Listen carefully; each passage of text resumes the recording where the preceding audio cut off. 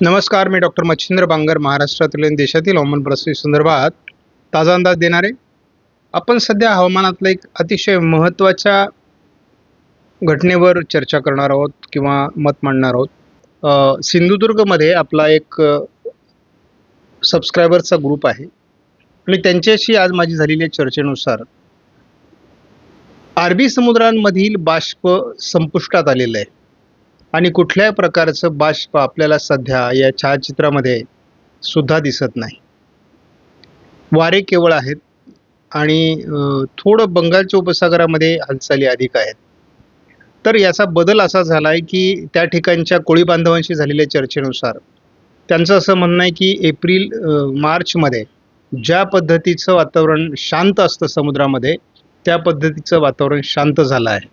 अन्यथा मान्सून सक्रिय आल्यानंतर जवळपास नारळी पौर्णिमेपर्यंत कोळी बांधव ही मासेमारी बंद करतात, परंतु पुन्हा एकदा शांत समुद्रात मासेमारीसाठी बोटी उतरलेल्या आहेत आणि ही गोष्ट दुष्काळाचे संकेत देणारी आहे. त्यामुळे एक लक्षात घ्या, पावसाचं प्रमाण यावर्षी कमी आहे हे सगळ्याच हवामान अभ्यासकांनी सांगितलेलं आहे. सगळ्यांना माहिती आहे की व्हेरी स्ट्रॉंग एल किंवा काहींच्या भाषेत सुपर एल निनोचं सध्या वर्ष आहे आणि त्यामुळे यावर्षी मान्सून कमी पडणार आहे. जबाबदारपणे पेरण्या करू नका अशा प्रकारचा आग्रह आम्ही सातत्याने धरलेला आहे. शिवाय आमच्या आग्रहाला दूर ठेवा, शासनाच्या देखील गाईडलाईन्स आहेत की पुरेसा पाऊस झाल्याशिवाय पेरणी करू नका.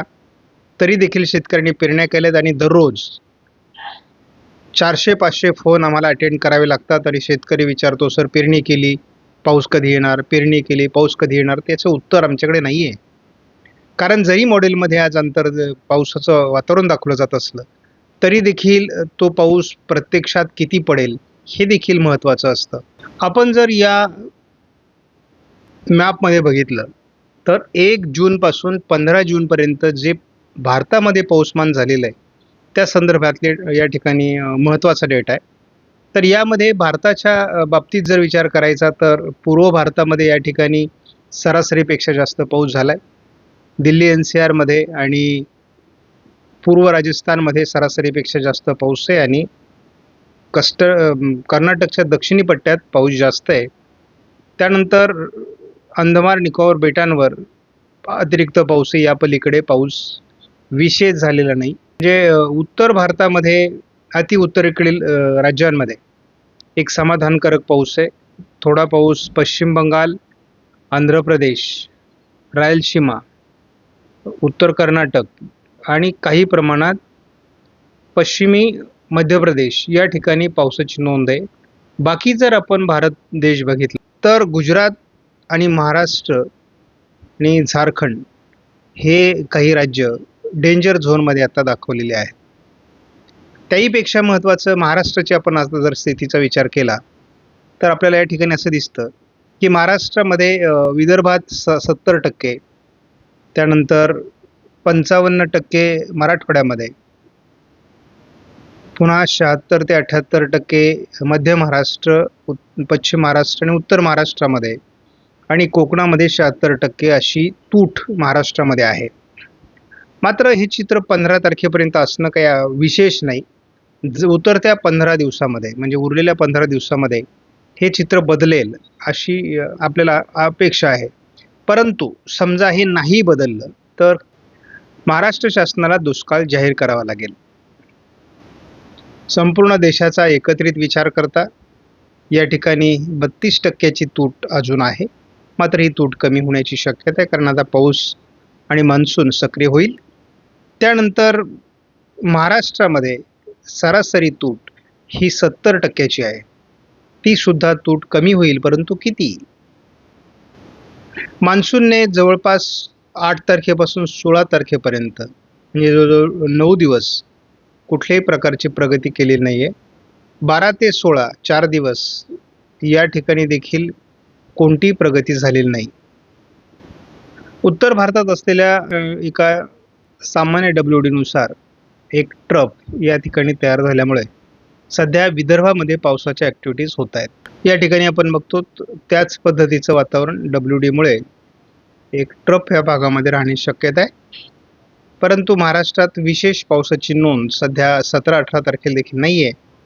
परंतु थोड्या प्रमाणात पावसाच्या ॲक्टिव्हिटीज जशा आज वाढल्या तशा उद्याही वाढतील आणि प्रत्येक दिवस आता थोड्या थोड्या पावसाच्या ॲक्टिव्हिटीज वाढत जातील असा अंदाज आहे. आपण जर ECMW मॉडेलचा अंदाज बघितला तर उद्या 17 तारखेला कोकणामध्ये वातावरण बदलण्याला सुरुवात होणं अपेक्षित आहे.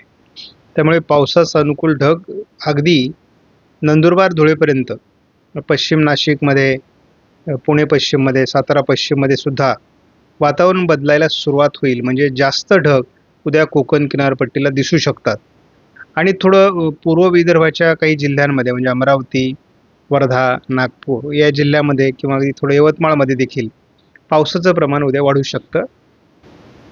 18 तारखेपासून हे पावसाचं प्रमाण अधिक वाढेल आणि मग 18 तारखेला नाशिक पश्चिममध्ये किंवा ठाणे जिल्ह्यामध्ये थोड्याफार प्रमाणात, पालघरमध्ये किंवा अगदी इकडं पूर्व विदर्भाच्या काही भागात आणि मराठवाड्यामध्ये देखील स्थानिक पातळीवर पावसाच्या ॲक्टिव्हिटीज वाढू शकतात. त्यामुळे या 48 तासातच हवामानात काहीतरी बदल होतोय सकारात्मक असं आपल्याला वाटायला लागणार आहे. आपल्याला थोडं अकोला अमरावतीमध्ये सध्या देखील ॲक्टिव्हिटीज दाखवल्या जात आहेत. थोडं वातावरण विदर्भात तयार होतंय. आता उद्या मात्र आपल्याला पहिल्यांदा कोकण किनारपट्टीला ढगाळ परिस्थिती वाढू शकते असा अंदाज व्यक्त करण्यात आला आहे. पावसाची शक्यता कमी आहे.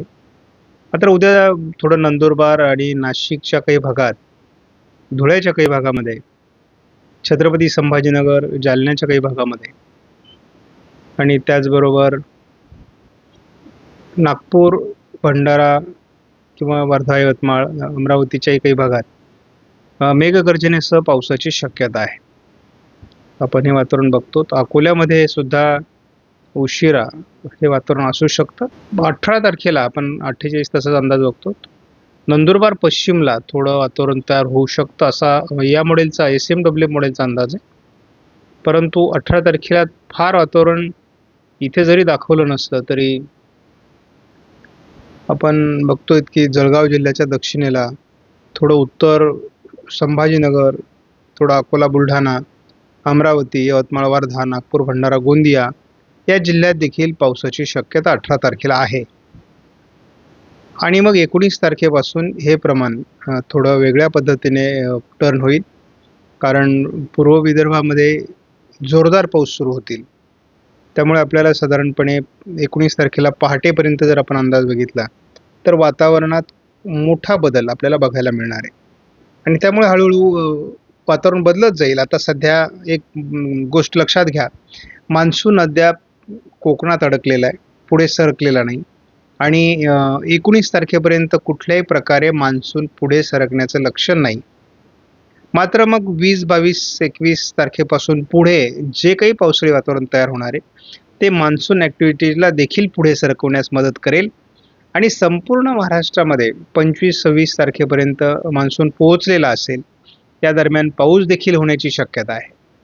पण त्याचा अंदाज आपण सकाळच्या व्हिडिओमध्ये बघू. आपण आज व्हिडिओमधील माहिती महत्त्वपूर्ण वाटल्यास लाईक करा, शेअर करा, चॅनलला सबस्क्राईब करा. धन्यवाद. जय हिंद, जय महाराष्ट्र, जय बळीराजा.